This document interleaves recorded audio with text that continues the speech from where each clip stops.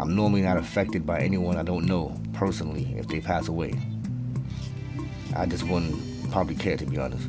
But this person was one of the people in the world, one of the few people in the world I respected. He was extremely nice. I never saw him get mad. He always had composure, respect for others. He was extremely intelligent, articulate. He had a vast vernacular, silver tongue, which is very rare. So he's intelligent and he's kind, which is extremely rare in these days. I think that's why I feel so affected by it, because the world really needed people, or needed him. And they need more of him. We need a lot more positivity. And for me, chess was a way to escape from the most horrible conditions. Trust me. I was able to play that game in hours and days. Years will pass. Not in a negative way. I always played it, but I always played for fun. But this year I actually started to actually learn. And that was one of the sources I went to, Daniel.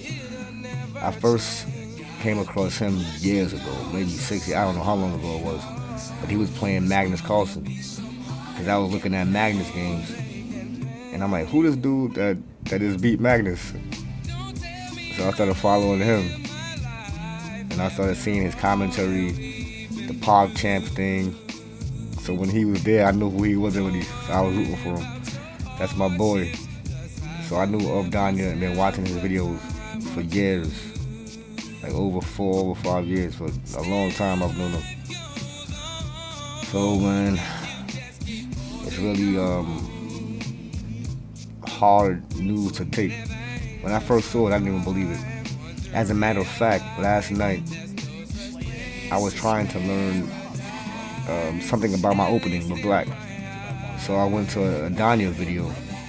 Now I saw he posted a video, I guess 2 days ago, that says something about he's back. I didn't watch that video. I just went to the video that I want to watch, about the Sicilian. So I watched the video, what I mean? I fell asleep and I wake up and it says that he's gone. That felt so surreal. I'm like, you gotta be kidding me. I mean, I see my face and all that, but I gotta take the mask off. The other mask for Daniel, out of respect. Oh man.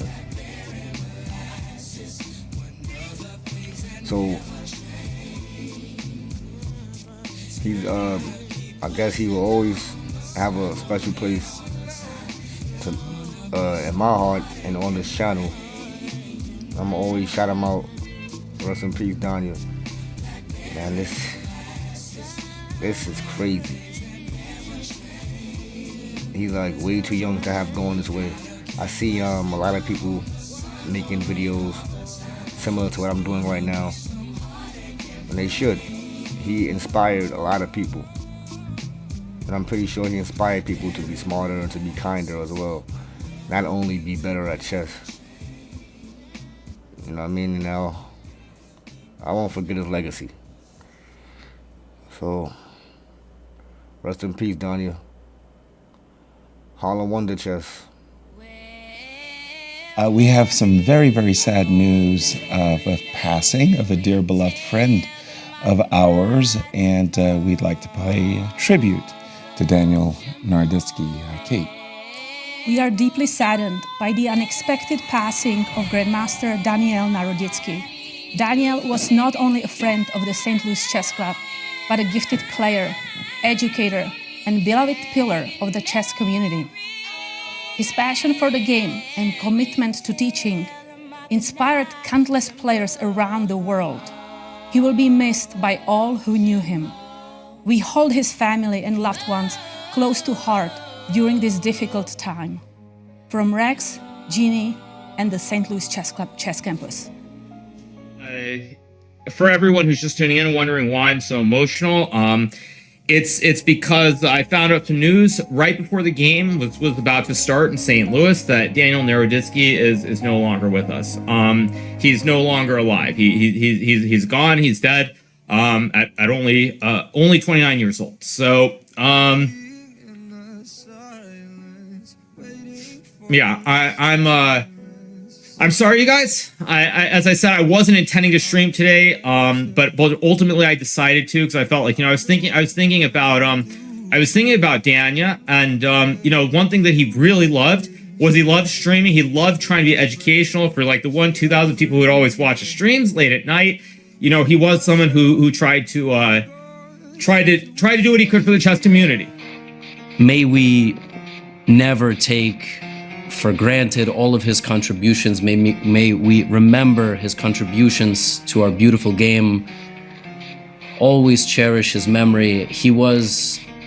I was lucky enough to call him, I would say, a friend, a co-commentator, an interviewee, my interviewer, and it was an honor and a privilege to be involved with him in any capacity in bringing the game of chess to all of you. I will share that I wasn't so close with him until 2018, 2019, and I remember in some of the darkest days of 2019, I almost walked away from content creation completely. This was before any of chess got bigger, and I remember talking with him late into the night just about life, about anything, and his potential move from California to North Carolina. And he was the most well-spoken person I've ever met, and I've ever had the honor and the privilege of meeting. To c5, exploiting a tactical foible, which is that queen takes a7, A rook tactical a8. what? Foible? I don't know. I just wanted to use a fancy word. How do you spell that? Idiosyncrasy. No. Foible. Foible. It's like a peculiar characteristic of a person. Can I get or a Google? thing. Can we get this up on a monitor? Foible? When did you learn that word? I mean, I've got a lot of foibles, including liking fancy words for no reason. This is absurd, man. I don't know any words past like 7 letters. Okay. He's not bobbing his head any longer. You can see the sort of consternation on his face. Both players are just locked in concentration. What are these words? Consternation? Consternation. Like he's. That's not a word. It is a word. To be consternated. Daniel was my chess teacher for over a year and my friend. And even though I may have retired my jersey in professional chess playing, I never lost the passion for it, but I never stopped following the chess community, and in particular Daniel and his achievements. Daniel was such a bright light in the chess community and just such a fucking amazing guy. For so many people, Daniel Naroditsky was their entry into chess. He had the most educational streams. He was the best instructor at it. He was able to make it exciting. His love of the game was infectious, and he was able to teach people that had no prior knowledge of chess at all how to really get into it and what it all means and make it just so fucking fun. He was an amazing teacher, an amazing player, and an incredible friend. And I mean this genuinely, he had such a profound effect on my life in just that year and a half of him being my fucking sensei here, taking me into his dojo of discipline and teaching me the ins and outs of this game. Throughout my 19 years of making shit online, there's a few moments that stand out to me as unforgettable experiences that I will remember for the rest of my fucking life. Like, even if the Men in Black hit me with a neuralizer, those memories will somehow remain. They will persist through that. And at the top of that list is the PogChamps tournament where Daniel Naroditsky was mentoring me, teaching me chess, and preparing me for my biggest match against XQC. Because when you bring out the bishop like this, it can become very vulnerable right away. So I'm not sure that I like the variational approach here. No, please don't. And it's too soon. It's too soon, Hikaru. We didn't even reach a climax. Try to kill it all away, but I remember everything. You know, when I said it'd be fun to see a checkmate in 4 earlier, I was joking. It was. We're listening to Moist Critical right now. Daniel Naroditsky is a prophet. He said immediately that XQC will likely go with the Scotch Open, and he did. So I had the counterplay, and he immediately blundered. I called Daniel Naroditsky the prophet because in our sessions, he actually predicted that exact thing could happen. He was like Doctor Strange peering into all of these different universes, all of these infinite possibilities, and he saw the true line of what would unfold here in our dimension. Is that a better position, or is that still just not even worth? So you can play this, yeah. This is a good move. Now, knight f6 is probably the best move. Queen f6 is a very decent move because he might take your knight. That's actually possible in this maiden one. Imagine what that would create. The problem is, again, if he knows what to do, he plays bishop to e3 here, then queen f6 is a slightly inaccurate move. We basically transpose it to theory. But I would, you know what, why don't you risk it? I would just risk it. I like that, yeah. Like clockwork, that game unfolded exactly as Daniel Naroditsky predicted it would. He was such a wholesome presence in the chess community, and the world is a worse place without him now. Chat, today there's some sad news. I don't know if you woke up, if you're not a part of the chess community, you probably don't know what I'm talking about. But it was actually my first foray into being a big streamer. Like, the reason I am a big streamer today, whatever, washed, whatever you want to say.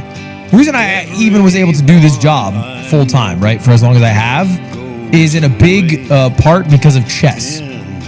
Chess is like the first big thing I've ever done. It's really the first thing that like, you know, put me on the map, specifically the first PogChamps.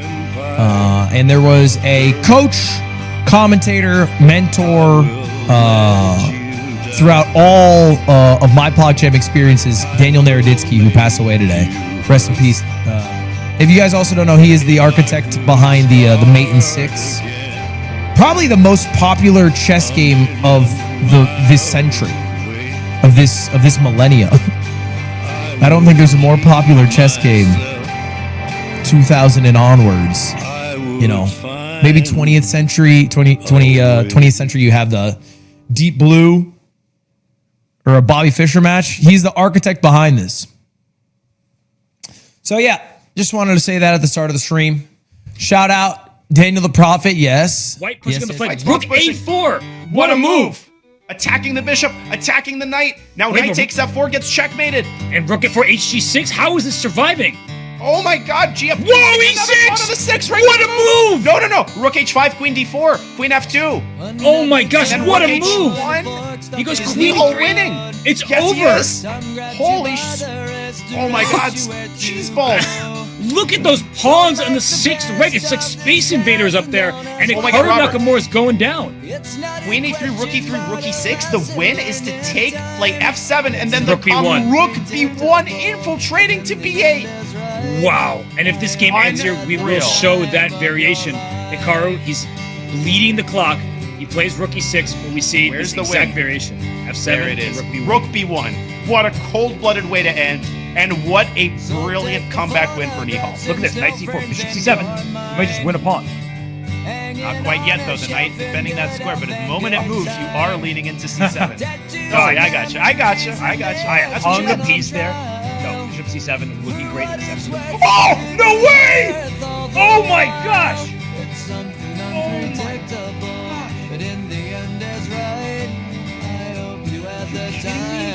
I think I should apologize to that. Is this a dream? Queen g4, but in comes f5, and white's queen is actually basically trapped. And if white takes on b6, well, this doesn't work out because after f4, the queen takes b2 with check, heading for h4. He'll stopping that. Well, queen goes to the other side. Queen going to h4, back to b3, and as soon as whites can go to c5, king comes back to d7. King goes back to d4. Whoop. King goes back to e6. FG, F6. And the Here. pawn promotes. Done. Move the knight. Nice. Knight e5. Sinking into that weak square. This king can now come to b5. This is... Oh, no. Oh, that is just bad luck right there. Oh, man. That is just really... That happens to everybody. Oh, man. Now he takes... Me!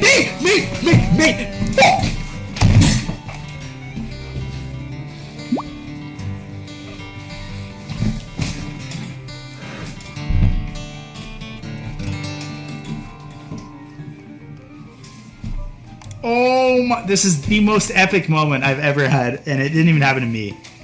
He goes b4 first, and whoa, he breaks. He's gonna play a4. Oh my gosh. He's got trousers, but so does Gukesh. G7 Who's is coming. winning? G7. White's winning. Who's winning? White's winning. It's mate for white. Where's the mate though? I don't know, but it's gotta be there. Oh, he got my god, he made him. A man, a poor man, wants to make money, so he prays to God. He says, God, I'm really suffering. Would you help me out, please? Help me win the lottery. So a couple of weeks passes, he doesn't win the lottery, and goes back to the church and says, come on, God, I asked you nicely. Why couldn't you help me win the lottery? And God says, well, you didn't help me out. Maybe you could have bought a ticket. Even if I could, it'll all be great. Put your picture on my wall. It reminds me that it's not so bad. It's not so bad.